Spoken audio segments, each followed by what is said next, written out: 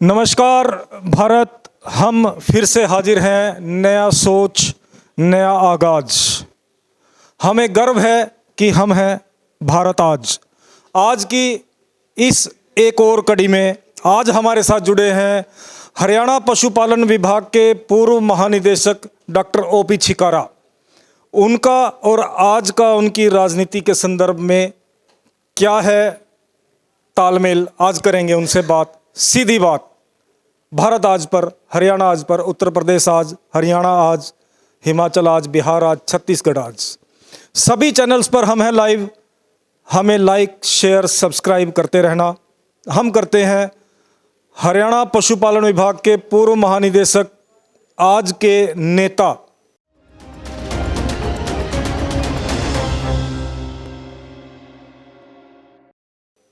Doctor OP Chhikara से।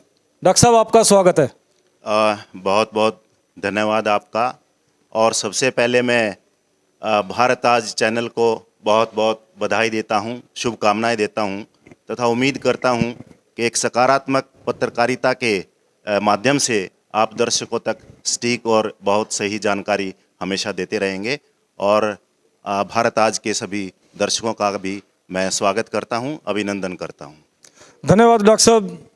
आप पशुपालन विभाग में महानिदेशक रहे, आज आप पूर्व महानिदेशक हैं, रिटायर होकर के अपनी रिटायरमेंट की ज़िंदगी आप जी रहे हैं अभी।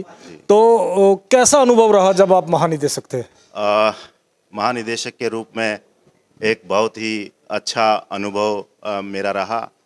और सबसे बड़ी खुशी की बात मेरे लिए जो रही कि उस कार्यकाल के दौरान जी, हरियाणा प्रांत को पूरे भारतवर्ष में सबसे बेहतर प्रथम पशुपालन राज्य का पुरस्कार हरियाणा सरकार को प्राप्त हुआ था। तो मेरे लिए बहुत ही खुशी और गर्व का विषय रहा। उसके साथ साथ उस दौरान हमने पूरे हरियाणा प्रांत में वेटनरी सर्विसेज डिलीवरी को कैसे स्ट्रॉन्ग किया जाए, कैसे पशुपालक तक विभाग उसके द्वार पर सभी सुविधाएं प्रदान करे, इस बात पे हमने पूरा जोर दिया। और पशु रोग मुक्त हरियाणा बनाने की तरफ हमने एक प्रयास शुरू किया था, और जिसमें काफ़ी हद तक हरियाणा सरकार और विभाग कामयाब रहा था उस मिशन में। यानी कि आपने जो प्रथा शुरू करी थी, पहले तो आपको बधाई, आप हरियाणा को नंबर 1 लेकर आए। हरियाणा को आपने भारतवर्ष में एक नए पायदान पर पहुंचाया आपके क्षेत्र में। तो आप क्या सोचते हैं कि उस समय के और आज के परिप्रेक्ष्य में क्या डेवलपमेंट्स जो है पशुपालकों के लिए विभाग की तरफ से रही होंगी? देखो, उस समय में हमने पशु रोग मुक्त हरियाणा का जो एक सपना एक संजोया था, और जिसको हमने क्रियान्वित भी किया था। पशुओं के जो 2 मुख्य बीमारी हैं, जो रोग हैं, मुंह खुर और गलघोटू, जिससे पशुपालकों को बहुत ही आर्थिक नुकसान होता था। उसके लिए हमने दोनों की एक संयुक्त टीके का प्रयोग सबसे पहले हमने भारत सरकार से परमिशन लेके और हरियाणा के अंदर एक पायलट प्रोजेक्ट के रूप में शुरू किया था, और उसके बहुत ही बेहतरीन नतीजे रहे। 2 साल तक किसी भी पशु को ना मुंह खुर का रोग हुआ, ना गलघोटू का रोग हुआ। और मैं समझता हूं कि विभाग आज भी उस प्रयास को आगे लेके चला हुआ है, और उसमें विभाग को काफ़ी कामयाबी मिली हुई। यानी ये कहें कि जो परिपाटी या जो योजनाएं आपके समय में शुरू हुई थी वो आज तक चल रही हैं? बिल्कुल बिल्कुल चल रही है। और विभाग को आप मानते हैं कि संतोषजनक कार्य चल रहा है? बहुत संतोषजनक कार्य विभाग का है। पशुपालकों को हर तरह की सुविधाएं उनके घर द्वार पर उपलब्ध कराई जा रही हैं। किस किस प्रकार की सुविधाएं हैं जो पशुपालकों को उनके द्वार पर दी जा रही हैं पशुपालन विभाग की ओर से? पशुपालन विभाग से टीकाकरण का जो मैंने जिक्र किया, जी। वो पशुपालकों को उनके घर द्वार पे उपलब्ध किया जाता है। और इसके अलावा बहुत सी और भी योजनाएं जो उस समय में माननीय ओम प्रकाश धनखड़ जी, जो हमारे पशुपालन मंत्री थे, और माननीय मनोहर लाल जी के मार्गदर्शन में, उनके नेतृत्व में पशु बीमा योजना एक शुरू की गई थी, जिसमें सिर्फ महज 100 रुपये देने के बाद पशु का बीमा किया जाता था। और इसमें लगभग मैं आपको बताऊं कि उस समय के दौरान पूरे हरियाणा प्रांत के अंदर लगभग 7 लाख पशुओं का बीमा किया गया था, जो अपने आप में एक मैं समझता हूँ कि सिंगल हर्ड को सुरक्षित रखना, बीमा करना, शायद ये पूरी वर्ल्ड रिकॉर्ड एक इस विषय पे शायद ही मुझे लगता है। इस दौरान शायद कुछ पशुपालकों में रोष भी था, कुछ विवाद भी शायद हुए। नहीं, विवाद नहीं था, लेकिन शुरुआत में जब इसकी शुरुआत की गई थी इस योजना की, तो इसको क्रियान्वित करने में थोड़ी बहुत कठिनाइयाँ ज़रूर विभाग को आई थी, लेकिन सारा स्ट्रीमलाइन करने के बाद पशुपालकों तक इस योजना का बहुत भरपूर लाभ मिला। और मेरे हिसाब से लगभग 17-18 करोड़ रुपए पशुपालन के विभाग में जो पशुओं का बीमा किया गया था, वो राशि पशुपालकों को मिल चुकी है अभी तक। और हम पशु बीमा योजना के अलावा और क्या क्या सुविधाएं हैं जो पशुपालकों तक विभाग पहुंचा सकता है या पहुंचाता है? देखो, पशु बीमा के अलावा कृत्रिम गर्भाधान की सुविधा है पशुपालन के द्वार पे, जिससे नस्ल सुधार का जो कार्यक्रम है उसको आगे लेके आगे बढ़ाने के लिए विभाग निरंतर प्रयासरत है। और इसके अलावा स्वरोजगार जो है वो लोगों को प्रदान करने के लिए विभाग की बहुत अच्छी जो स्कीमें चली हुई हैं, जिसमें छोटे छोटे किसानों के लिए, छोटे पशुपालकों के लिए 2 से 3 पशुओं की डेयरी स्थापित करके और बड़ी से बड़ी 50 पशुओं तक की डेयरी स्थापित करके स्वरोजगार अपना लोग शुरू कर सकते हैं। ये भी एक बहुत ही अहम एक सुविधा विभाग द्वारा पशुपालकों को दी जा रही है।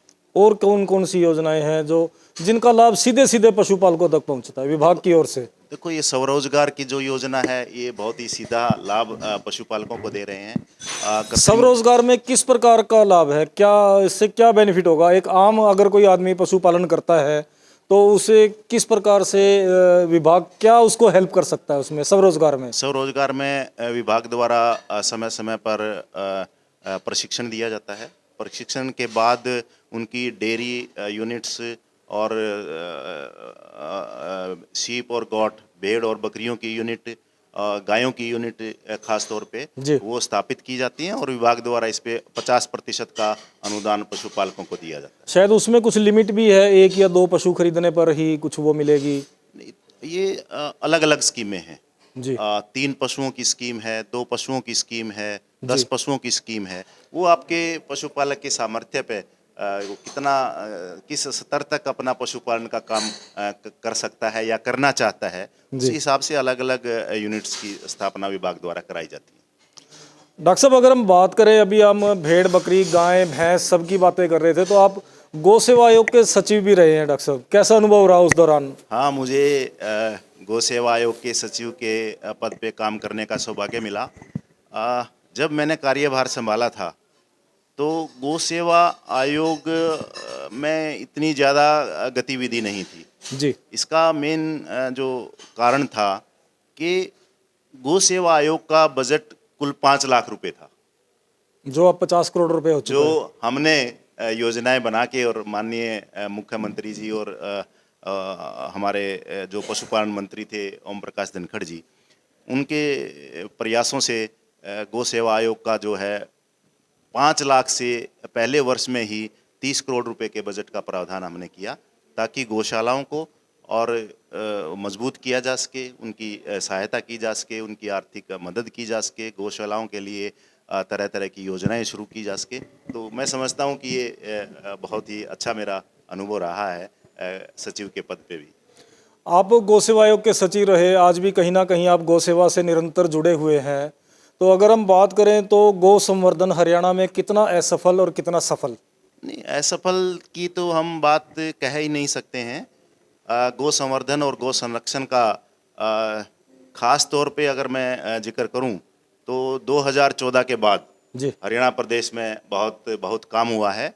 और इसका अंदाज़ा आप इसी बात से लगा सकते हैं कि 2012 का जो पशुगणना थी जी। उसमें जो अपनी देसी नस्ल की गायें हैं जी। उनकी संख्या लगभग 16 लाख के आसपास थी पूरे प्रदेश के अंदर। फिर देसी गाय के संरक्षण और संवर्धन के लिए अनेक योजनाएं हरियाणा सरकार ने चलाई। अगर 2019 के अगर पशुगणना की आप बात करेंगे तो देसी गायों की संख्या उसमें कम से कम भी 4% की वृद्धि प्रदेश के अंदर हुई है। और अगर गोवंश की हम बात करें तो 16 लाख से बढ़ के 19 लाख गोवंश की संख्या हरियाणा प्रदेश में हुई है। डॉक्टर साहब, आप बार बार कह रहे हैं कि देसी गोवंश की संख्या बढ़ी है, लेकिन अगर हम बात करें तो दूध देने वाली देसी गायें आमतौर पे बहुत कम दूध देती हैं, तो उनमें दुग्ध उत्पादन किस प्रकार से हो? यही देसी गाय का दूध किस प्रकार से बढ़े? यही एक विभाग का प्रयास था, हरियाणा सरकार का प्रयास था कि दूध की मात्रा प्रति पशु जी जब तक नहीं बढ़ोतरी होगी, प्रति पशु दूध उत्पादन में जब तक बढ़ोतरी नहीं होगी, जी। तब तक जो है ये एक इसका जो परिणाम है, तो आप इसी बात से अंदाजा लगा सकते हैं कि कितना दूध उत्पादन के क्षेत्र में भी हरियाणा ने कितनी प्रगति की। आज की क्या स्थिति होगी डॉक्टर साहब? आज भी वही निरंतर प्रयास जारी हैं और मैं समझता हूं कि 8-9% की बढ़ोतरी पशुपालन के क्षेत्र में प्रदेश की आज भी है। दुग्ध उत्पादन की बात कर रहे थे हम, देसी गोवंश में दुग्ध उत्पादन। हाँ, दूध उत्पादन के लिए अनेक योजनाएं सरकार ने चलाई। जी। लोगों को प्रोत्साहन देने के लिए दूध प्रतियोगिताओं का विभाग द्वारा आयोजन करवाया गया, जिसमें देसी गाय पालने वाले पशुपालकों को 10,000 से लेके 25,000 रुपये तक का इनाम की राशि हरियाणा सरकार द्वारा दी जाती है, आज भी दी जा रही है। इससे लोगों का उनके समर्थन में, उनके पालन पोषण में लोगों में बड़ी जागरूकता आई है और इसी दिशा की तरफ विभाग आज भी कार्य कर रहा है। क्योंकि डॉक्टर साहब, जब हम बात करते हैं ना बार बार गोवंश की, गाय में दुग्ध उत्पादन की, तो आमतौर पे क्या होता है कि एचएफ या जो हमारी जो विदेशी जो गोवंश है उसका दुग्ध उत्पादन ज़्यादा रहता है, तो लोग उस तरफ ज़्यादा मूव कर जाते हैं फिर। पहले ऐसा ही है, ऐसा ही था, लेकिन हरियाणा सरकार की ये प्रयासों से, विभाग के प्रयासों से लोगों का रुझान अब बदला है। आपने भी देखा होगा कि जब फील्ड में आप जाते हैं या देखते हैं तो देसी गाय की डेयरी बहुत मात्रा में खुलने लग गई है। साहिवाल गाय है, हरियाणा गाय है, गिर गाय है, ये सभी जो है ये सरकार के और विभाग के प्रयासों से ही ये सब संभव हो पाया है। आपने अभी कृत्रिम गर्भाधान का आपने जिक्र किया। जब कृत्रिम गर्भाधान का जिक्र आता है तो विभाग आमतौर पे जाता है और एचएफ के जो है वो टीके रखाता है? नहीं, ऐसा नहीं है। ये पशुपालकों की, क्योंकि जो पशुपालक जागरूक नहीं है तो आमतौर पे देसी गोवंश में भी वो विदेशी गाय का जो है वो नहीं, ऐसा नहीं है। आमतौर पे पशुपालक की पसंद से ही गर्भाधान के लिए जो टीका है वो इस्तेमाल किया जाता है और विभाग के पास देसी नस्ल की गायों के टीके उपलब्ध हैं और कृत्रिम गर्भाधान के बगैर नस्ल सुधार का कोई भी कार्यक्रम सफल नहीं होता है। इसलिए विभाग प्राथमिकता के तौर पे कृत्रिम गर्भाधान का कार्यक्रम चलाए हुए हैं। नस्ल सुधार की जब हम जिक्र करते हैं तो अभी हरियाणा सरकार ने पशुपालन विभाग के माध्यम से, गौ सेवा आयोग के माध्यम से कुछ सेक्स-सॉर्टेड सीमन की अभी जिक्र चल रहा था, तो वो क्या है, उसके बारे में थोड़ा सा अपडेट एक बार करें। हाँ, सेक्स-सॉर्टेड सीमन का प्रयास भी मेरे कार्यकाल के दौरान अच्छा। माननीय ओपी धनखड़ जी जब पशुपालन मंत्री थे तो उनका एक विजन था और उस बात को लेके कि भाई हम ऐसा कोई प्रयास करें कि ताकि सिर्फ बछड़ियां ही गाय से उत्पन्न हों। जी। तो कम से कम भी 2.5 लाख सेक्स सॉर्टेड सीमन उस टाइम पे हमने पशुपालकों को रियायती दरों पे उपलब्ध कराया था और उसकी आज नतीजे हमारे सामने हैं। लगभग 15,000 ऐसी सेक्स सॉर्टेड सीमन से उत्पन्न बछड़ियां आज प्रदेश में पैदा हुई हैं और वो दूध देने की क्षमता भी उनकी ज़्यादा रहेगी और हमें जो नर जो बछड़े हैं जो ज़्यादातर सड़कों पे आ जाते हैं या बेसहारा हो जाते हैं तो उस पे भी स्थिति नियंत्रण में रहेगी। और जहाँ तक सेक्स सॉर्टेड का रिजल्ट की बात है, इसमें लगभग 90% तक बछड़ियाँ ही उत्पन्न होती हैं। 5-10% का कोई एरर इसके अंदर रहता है और हमने ये सफल एक प्रयोग हरियाणा सरकार ने, पशुपालन विभाग ने अपने प्रांत में अगर हम डॉक्टर साहब बात करें इसमें रेशो की, अगर हम 100 इंसेमिनेशन करते हैं तो कितना सक्सेस रेशो रहता है? देखो, हरियाणा प्रदेश में कृत्रिम गर्भाधान का जो कंसेप्शन रेट की आप बात कर रहे हैं, सेक्स सॉर्टेड सीमन की बात, सेक्स सॉर्टेड सीमन की मैं बता रहा हूँ आपको कि ये लगभग 30 से 32% तक इसमें कंजप्शन रेट रहा है। लेकिन अगर हम इसका ओवरऑल अगर बाहर के विदेशों में जहाँ पे ये प्रणाली पहले से ज़्यादा विकसित है, वहाँ भी 35% से ज़्यादा इसका कंजप्शन रेट नहीं है। तो इसमें थोड़ा सा कंजप्शन का थोड़ा सा रेट जो है वो जो कन्वेंशनल जो हमारा सीमन है उससे थोड़ा सा कम रहता है। डॉक्टर साहब, हम अपने भारत में क्या है कि हम विदेशी गायें पे ज़्यादा जोर दे रहे हैं, और जबकि विदेशों में आप देखेंगे तो गिरलैंडो टाइप में अपनी जो गिर नस्ल की जो गायें हैं वो ब्राज़ील में जा करके वो एक रोल मॉडल बन गई हैं वहाँ पे। देखो वहाँ पे अ, हमारे भारत से गिर थारपारकर ब्राज़ील के अंदर जी। बहुत वर्षों पहले वो और इस आज नस्ल हम को लेके और गए आज थे। हम ब्राज़ील में सर्वे करने जाते हैं कि वहाँ पे गौवंश में दुग्ध उत्पादन हाँ, कैसे हो तो रहा है। उन उन लोगों ने वहाँ पे इस अपनी जो भारतीय नस्ल की जो गायें हैं जी। इनका डेवलपमेंट करके और इनकी नस्ल में सुधार करके उन्होंने बहुत ही इसमें एक क्रांतिकारी एक इसमें उपलब्धता हासिल की है। और हम जो है क्रॉस ब्रीडिंग और विदेशी नस्लों के साथ जो उनका इस्तेमाल करके हमने यहाँ पे क्रॉस ब्रीडिंग पैदा की ताकि दूध का उत्पादन बढ़ सके। यानी कि श्वेत क्रांति के नाम पे कहीं ना कहीं जो है वो विदेशी नस्ल भारत में आ गई। वो एक डिबेट का अलग विषय है। जी, चलो हम उस पे आपसे उलझाने की कोशिश नहीं करेंगे। तो हम सीधी सी बात करते हैं कि गौशालाओं को आज के परिप्रेक्ष्य में स्वावलंबी कैसे बनाएं डॉक्टर साहब। देखो जहाँ तक हरियाणा में एक सामाजिक ताने बाने की बात है, जी। तो गौशालाओं का देसी नस्ल की गायों के संवर्धन में एक बहुत बड़ा योगदान है। जी। आज भी अगर आप देखेंगे अपने हरियाणा प्रांत के अंदर लगभग 550 के करीब जो है वो गौशालाएं हमारे गौ सेवा आयोग से पंजीकृत हैं, और उनमें लगभग 4.25 लाख के करीब गोवंश पल रहा है। जी। तो अब विषय ये है कि जब तक इन गौशालाओं को हम स्वावलंबी नहीं बनाएंगे, जी। क्योंकि दान और सरकार की ग्रांट के सहारे ज़्यादा समय तक इनको चला पाना इतना आसान नहीं है। तो अब समय आ गया है कि सभी गौशालाओं को स्वावलंबी बनाया जाए। वो अपने ऐसे प्रोडक्ट लेके आएँ, अपने ऐसे उत्पाद लेके आएँ जिनकी मार्केटिंग बाज़ार में हो। जैसे कि गौमूत्र है, गौमूत्र बनाने का सभी अगर संयंत्र अगर लगाए जाएं, ऑर्गेनिक अपना खाद है, तो इन चीज़ों का एक विषय एक बार विचारणीय है। कुछ हरियाणा गौ सेवा आयोग की तरफ से कुछ संयंत्र गौशालाओं को मुफ्त भी बांटे गए थे या सब्सिडी पे भी दिए गए थे। गौ सेवा आयोग का निरंतर ये प्रयास रहा है कि इन गौशालाओं को स्वावलंबी बनाया जाए। उसके लिए उनके इंफ्रास्ट्रक्चर को स्ट्रॉन्ग करने की पूरी पूरी कोशिश आयोग करता रहा है और निरंतर कर रहा है। उसमें ऐसे ऐसे संयंत्र उनको सब्सिडी पे दिए गए, और प्रयास यही है आयोग का भी, विभाग का भी, सरकार का भी, कि सभी गौशालाओं को स्वावलंबी बनाया जाए ताकि उनमें पल रहे गोवंश का ठीक से पालन पोषण हो, और सड़क पे जो बेसहारा जो गोवंश है वो ना रहे। यही एक विषय लेके गौ सेवा आयोग हमेशा प्रयासरत रहा है और आज भी प्रयासरत है। डॉक्टर साहब, आपने बहुत अच्छे तरीके से अपने विभाग की बात करी। अब हम आपकी दूसरी पारी की चर्चा कर लेते हैं, जो आपने अभी जो हाल फिलहाल में दूसरी पारी शुरू की है, क्योंकि आपके हर सवाल के उत्तर में जो है आप माननीय और सम्माननीय शब्द ज़्यादा यूज़ कर रहे हैं। लगता है भाजपा की पाठशाला ज्वाइन कर ली है 2 महीने में ही। बिल्कुल सही कहा आपने।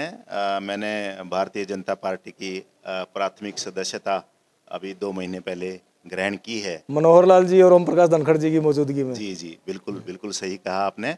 और मेरा आपने जो सबसे पहले जो प्रश्न किया था कि आफ्टर रिटायरमेंट, जी। तो रिटायरमेंट के बाद मैं एक साधारण कार्यकर्ता के रूप में भारतीय जनता पार्टी के कार्य कर रहा हूं और करता रहूंगा, और अपने प्रोफेशन की बेटरमेंट के लिए, जिसमें मैंने अपने 37 साल जो है इस प्रोफेशन में मैंने काम किया है, उसको आगे फर्दर कैसे बेटरमेंट हो और कैसे पशुपालकों को ज़्यादा से ज़्यादा सुविधाएं इस प्रोफेशन के माध्यम से दी जाएं, यही मेरा अब रिटायरमेंट के बाद प्रयास रहेगा। यानी अधिकारी से नेता बने पशुपालन विभाग के पूर्व महानिदेशक डॉक्टर ओम प्रकाश छिकारा से हमने बात करी, उनके विभाग को लेकर के, पशुपालन विभाग को लेकर के, गौशालाओं से संबंधित बात की, गोवंश से संबंधित बात करी, भेड़ बकरी गाय भैंस से संबंधित बात की, और फिर हमने उनकी दूसरी पारी राजनीति के क्षेत्र में भाग्य आजमा रहे हैं। अब डॉक्टर ओम प्रकाश छिकारा दूसरी पारी में कितने असफल कितने सफल हम चर्चा करेंगे फिर कभी इनके साथ। तब तक जुड़े रहिए। आपका हमारे साथ जुड़ने के लिए बहुत बहुत धन्यवाद, बहुत बहुत आभार। जय भारत। हमें गर्व है क्योंकि हम दिखाते हैं आपको आपकी खबर, क्योंकि हम हैं भारत आज।